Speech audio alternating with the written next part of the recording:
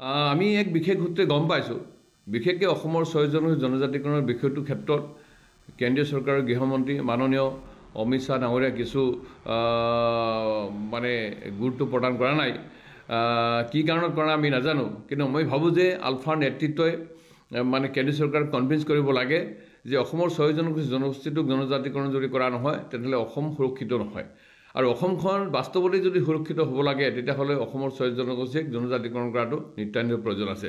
গতিকে মই ভাবোঁ যে কেন্দ্ৰীয় চৰকাৰৰ গৃহমন্ত্ৰী অমিত শ্বাহ ডাঙৰীয়া, অসমৰ মুখ্যমন্ত্ৰী মাননীয় ডক্টৰ হিমন্ত বিশ্ব শৰ্মাই অসমৰ ৬ জনগোষ্ঠীৰ আৱেগ অনুভূতিক অনুধাৱন কৰি পেলাই এই সমস্যাটো যাতে মানে সমাধান হয়, বাস্তৱমুখিতাৰে হয়, আৰু এই এটা জনগোষ্ঠীবিলাক যাতে পুনৰ আন্দোলনমুখী হ'ব লগা নহয়, ৰাজপথত ওলাই আহিব নালাগে, তাৰ কাৰণে মই ভাবোঁ এক যোগাত্মক দৃষ্টিৰে এই বিষয়টো আলফা চুক্তিত অন্তৰ্ভুক্ত কৰিব। অহাকালি অৰ্থাৎ ২৯ ডিচেম্বৰ তাৰিখে সুদীৰ্ঘদিন পিছত কেন্দ্ৰীয় চৰকাৰ, অসম চৰকাৰ আৰু আলফাৰ মাজত এক শান্তি চুক্তি হ'বলৈ গৈ আছে।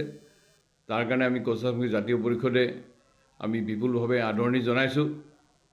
ইয়াৰ লগে লগে আমি আশা ব্যক্ত কৰোঁ যে আলফাৰ লগত হ'ব লগা শান্তি চুক্তিৰ জৰিয়তে অসমৰ ভূমিপুত্ৰ খিলঞ্জীয়া জাতি জনগোষ্ঠীৰ সাংবিধানিক, ৰাজনৈতিক, অৰ্থনৈতিক, শৈক্ষিক দিশ প্ৰতিফলিত হ'ব। তাৰ লগতে অসমৰ ৬ জনগোষ্ঠীয়ে সুদীৰ্ঘদিন ধৰি জনজাতিকৰণ দাবী কৰি আহিছে, আৰু এই কথাটোক আলফা নেতৃত্বই কেন্দ্ৰীয় নেতৃত্বৰ লগত, কেন্দ্ৰীয় চৰকাৰৰ লগত শান্তি চুক্তিত অন্তৰ্ভুক্ত কৰিব। বিগত সময়ছোৱাত কোচামুখী জাতীয় পৰিষদে আমি আলফাৰ নেতৃত্বৰ লগত কেইবাবাৰো বৈঠক কৰিছিলোঁ।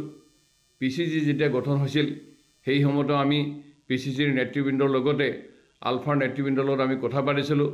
পৰৱৰ্তী সময়ছোৱাত আমি আলফাৰ সভাপতি অৰবিন্দ ৰাজখোৱা ডাঙৰীয়া, অনুপ চেতিয়া ডাঙৰীয়া আৰু তেওঁলোকৰ আন আন আলফাৰ নেতৃত্বৰ লগত আমি বৈঠক কৰিছিলোঁ।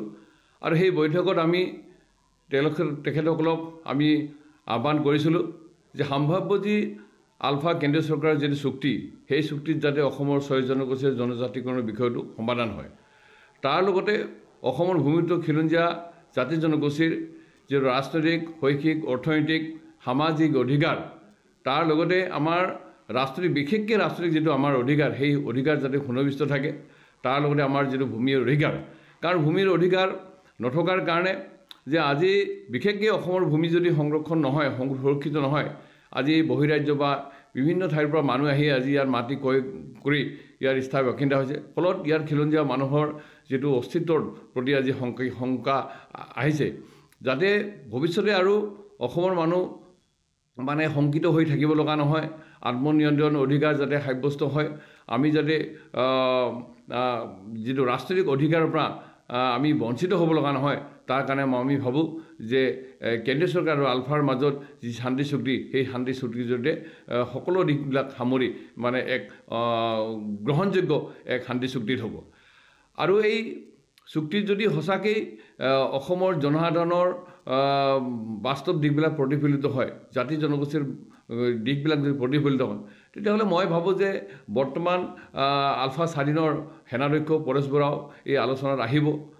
শেহতীয়াভাৱে আমি দেখিছোঁ যে যোৱা 17 জানুৱাৰী তাৰিখে KLৰ অধ্যক্ষ জীৱন সিংহ ডাঙৰীয়া কেন্দ্ৰীয় চৰকাৰে আলোচনা কৰিম বুলি তেখেতক লৈ আহিলে। আজি প্ৰায় এবছৰ হয়, কিন্তু এই মুহূৰ্তলৈকে কেন্দ্ৰীয় চৰকাৰে আনুষ্ঠানিকভাৱে জীৱন সিংহ ডাঙৰীয়াৰ লগত কোনো ধৰণৰ আনুষ্ঠানিক বৈঠক নহ'ল। সেয়ে আমি অহা 29 ডিচেম্বৰ তাৰিখে আলফা আৰু কেন্দ্ৰীয় চৰকাৰৰ যি শান্তি চুক্তি, এই শান্তি চুক্তিটো মই ভাবোঁ যে এটা গুৰুত্বপূৰ্ণ, আৰু এই শান্তি চুক্তিৰ জৰিয়তে সঁচা অৰ্থতে যদি আলফাই দাবী কৰি থকা বিষয়বিলাক সমাধান হয়, অসমৰ জাতি জনগোষ্ঠীবিলাকে দাবী কৰা বিষয়বিলাক যদি সমাধান হয়, তেতিয়াহ'লে মই ভাবোঁ যে অনাগত দিনত পৰেশ বৰা ডাঙৰীয়াও নিশ্চয় মূল সুঁতলৈ আহিব। একেদৰে আজি মানে KLক বিভাজন কৰি DL কোচে যি এটা সশস্ত্ৰ সংগঠন আনহাতে খুলিছে, মই তেখেতসকলো আহিব বুলি বিশ্বাস কৰোঁ। গতিকে মই ভাবোঁ যে কেন্দ্ৰীয় চৰকাৰ, অসম চৰকাৰ আৰু আলফাৰ নেতৃত্বই এক যোগাত্মক দৃষ্টিভংগীৰে অহাকালি এই শান্তি চুক্তিত সম্পাদিত কৰিব বুলি আমি বিশ্বাস কৰোঁ।